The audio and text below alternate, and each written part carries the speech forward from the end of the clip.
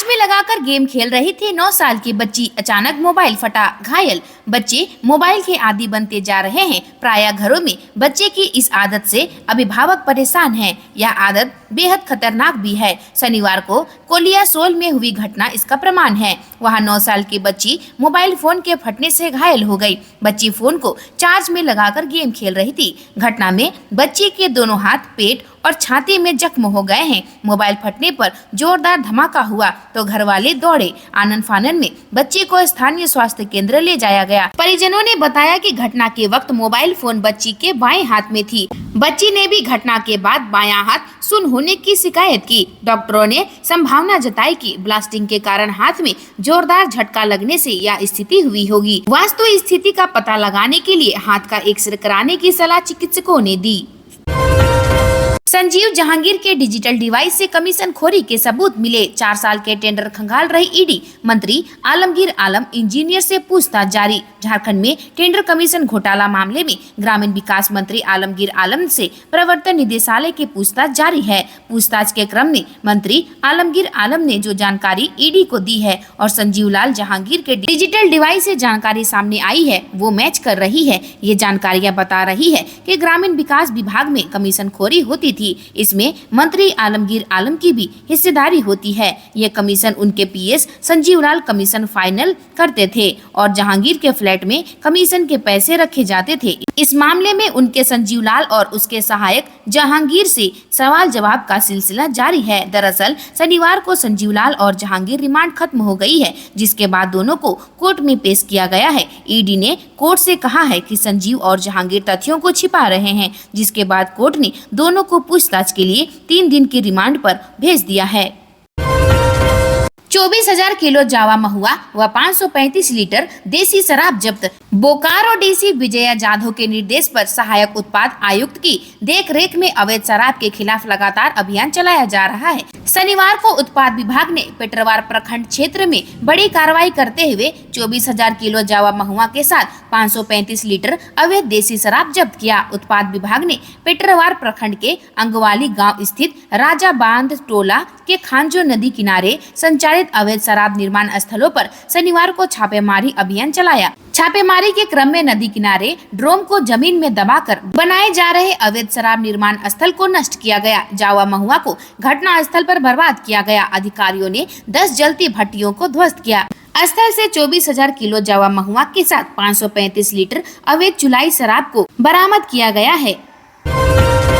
Jharkhand high court में summer vacation शुरू। Jharkhand high court में 20 मई से 7 जून तक समर वेकेशन। झारखंड हाईकोर्ट में 20 मई से 7 जून तक यानी कुल 20 दिनों का समर वेकेशन है। हालांकि इस दौरान करीब 12 दिन सिर्फ महत्वपूर्ण मामलों की सुनवाई की जाएगी। समर वेकेशन के दौरान 3 फेज में हाईकोर्ट में सुनवाई होगी। वेकेशन कोर्ट में पहले सप्ताह 21 मई से 24 मई तक सिंगल बेंच और डबल बेंच बेहद जरूरी सिविल और क्रिमिनल मामलों में सुनवाई करेगी। इसके बाद दूसरे सप्ताह में यानी 28 मई से 31 मई तक सिंगल बेंच और डबल बेंच में बेहद जरूरी सिविल और क्रिमिनल मामलों की सुनवाई होगी। वहीं अंतिम सप्ताह यानी 4 जून से 7 जून तक मुकदमों की सुनवाई की जाएगी। उक्त बातों की जानकारी झारखंड उच्च न्यायालय के वकील रंजीत गिरी ने दी। साइबर क्राइम का 1 रुपया भी आया तो फ्रीज किया जा रहा है खाता। जिले में ऐसे 1820 अकाउंट। साइबर अपराधियों पर सख्ती बढ़ी है। पुलिस की खास नजर अब साइबर क्राइम का पैसा ट्रांजैक्शन करने वाले बैंक खातों पर है। जिले में दूसरे राज्यों की पुलिस ने करीब 1820 बैंक खातों को फ्रीज कराया है। ये वे खाते हैं जिनमें किसी न किसी माध्यम से साइबर फ्रॉड के पैसे का ट्रांजैक्शन हुआ है, राशि चाहे 1 रुपया ही क्यों न हो। पुलिस की सूचना मिलने के बाद बैंक उन खातों को डिस्प्यूटेड मानकर उसे फ्रीज कर दिया गया है। पुलिस अकाउंट को फ्रीज कराने के बाद खाताधारी को नोटिस भेजकर जवाब मांग रही है। जिनके अकाउंट को फ्रीज किया गया है और वे अपने अकाउंट से लेना देना नहीं कर पा रहे हैं, वे अब धनबाद साइबर थाने का चक्कर लगा रहे हैं। प्रतिदिन 2 से 3 लोग अकाउंट फ्रीज किए जाने की शिकायत लेकर पहुंच रहे हैं। इनमें कुछ को संबंधित थाने का नोटिस मिला है और कुछ को पता नहीं। साइबर पुलिस भी संबंधित थाने और बैंकों से संपर्क करने की बात कर रही है। झारखंड में फिलहाल गर्मी से राहत नहीं। संथाल परगना पलामू में हीट वेव से बढ़ेगी परेशानी। 20 मई को बारिश वज्रपात का अलर्ट। झारखंड में अभी गर्मी से राहत मिलने वाली नहीं है। मौसम विभाग के मुताबिक प्रदेश में अभी और तापमान बढ़ने की संभावना है। इस दौरान कई जिलों का तापमान 41 डिग्री के पार जा सकता है। इन जिलों में कोडरमा, हजारीबाग और चतरा शामिल है। मौसम विभाग की ओर से संथाल परगना और पलामू में हीट वेव चलने का अलर्ट जारी किया गया है। संथाल परगना के भी करीब सभी जिलों का अधिकतम तापमान 40 डिग्री सेल्सियस पार कर चुका है। हालांकि राज्य के पूर्वी, मध्य और दक्षिणी जिलों में गर्जन के साथ बारिश के साथ तेज हवा चलने के आसार हैं। रांची में बारिश के बाद 6 डिग्री तक पारा गिर गया है। घाटशिला में पीएम बोले, कांग्रेस जेएमएम को विकास का क ख ग भी नहीं मालूम। शहजादे की भाषा नक्सलियों वाली। झारखंड के नाम से नोटों का पहाड़ याद आता है। प्रधानमंत्री नरेंद्र मोदी की आज जमशेदपुर के घाटशिला में सभा हुई, जहां उन्होंने विरोधियों पर जमकर निशाना साधा। पीएम ने कहा कि कांग्रेस को विकास का क ख ग भी नहीं मालूम है। झारखंड राज्य इतना अमीर है, लेकिन यहाँ के लोग गरीब है। कांग्रेस जेएमएम राजद ने झारखंड को लूट का अड्डा बना रखा है। प्रदेश के नाम से नोटों का पहाड़ याद आता है। हेमंत सोरेन का नाम लिए बिना कहा कि यहाँ तो लूट ऐसी है कि इन लोगों ने सेना की जमीन तक नहीं छोड़ी। सोच लीजिए चोरी की कैसी आदत लगी है। वहीं राहुल गांधी का नाम लिए बिना कहा कि शहजादे की भाषा माओवादियों जैसी है। वो उद्योग और निवेश का विरोध करते हैं। कांग्रेस भ्रष्टाचार की जननी है। जेएमएम कांग्रेस के केवल अपनी तिजोरियां भरी है। कांग्रेस से देश के संविधान को खतरा है। ओबीसी पिछड़ों के आरक्षण को ये छीनना चाहते हैं। पीएम यहां भाजपा प्रत्याशी विद्युत वरण महतो के पक्ष में प्रचार करने पहुंचे थे। एनडीए कैंडिडेट और सांसद विद्युत वरण महतो के सामने जेएमएम के समीर मोहंती हैं।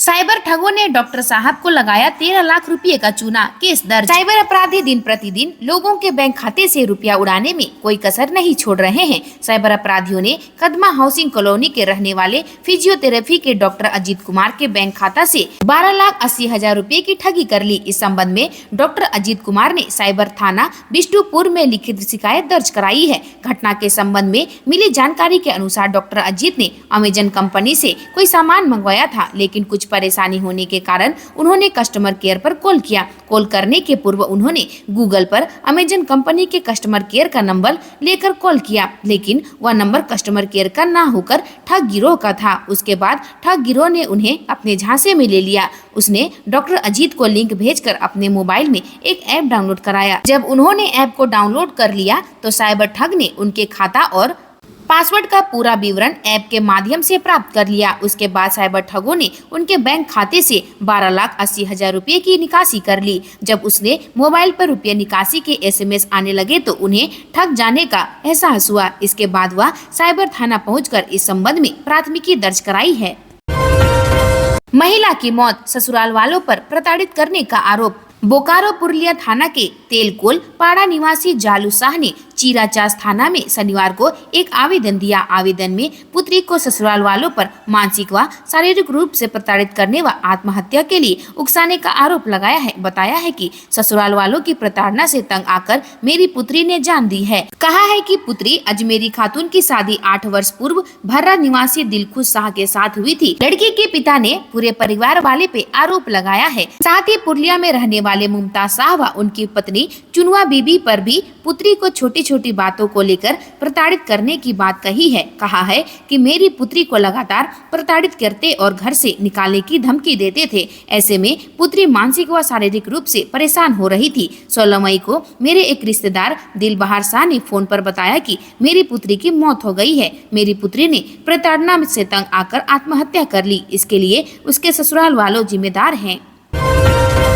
नीलकंठ हत्याकांड में पुलिस ने 3 को भेजा जेल। हत्या में प्रयुक्त देसी कट्टा बरामद। जमीन विवाद में हुई थी नीलकंठ की हत्या। नित्यानंद ने दी थी 75,000 रुपये में सुपारी। जिला के सरैयाहाट थाना क्षेत्र अंतर्गत जोकेला गांव में 26 अप्रैल को नीलकंठ यादव की सोते समय गोली मारकर हुई हत्या के मामले का उद्भेदन पुलिस ने कर लिया है तथा निरंजन यादव उर्फ नीरो यादव, संजीव यादव और नित्यानंद यादव उर्फ नीतू को गिरफ्तार कर शनिवार को जेल भेज दिया है।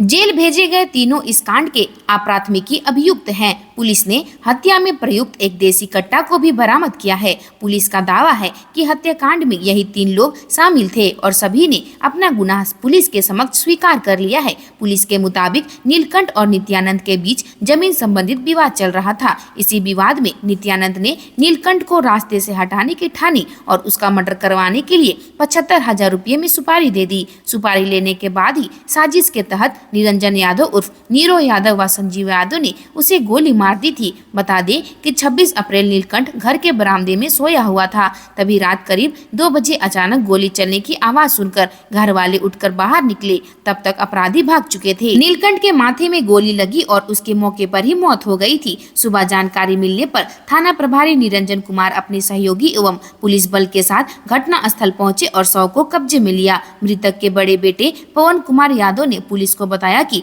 पिता की हत्या गांव के ही लोगों ने की है। पुलिस ने 5 को नामजद आरोपी बनाया था। बता दें इस कांड में उद्भेदन के लिए एसपी ने एसडीपीओ संतोष कुमार के नेतृत्व में एक एसआईटी टीम का गठन किया गया था। सरैयाहाट थाना प्रभारी निरंजन कुमार, तालझारी थाना प्रभारी हंसडीहा संजय कुमार के अलावा दुमका टेक्निकल टीम के कर्मी थे। गिरफ्तार अपराधी के निशानदेही पर जोंकेला गाँव के पास नवनिर्मित तालाब के होम पाइप में पत्थर में छिपा कर रखे देसी पिस्टल को भी बरामद कर लिया गया है, जिससे गोली मारी गई थी। घटना के बाद मृतक के बेटे ने 5 लोगों के खिलाफ नामजद प्राथमिकी दर्ज कराई थी, जिनमें ये तीनों शामिल नहीं थे।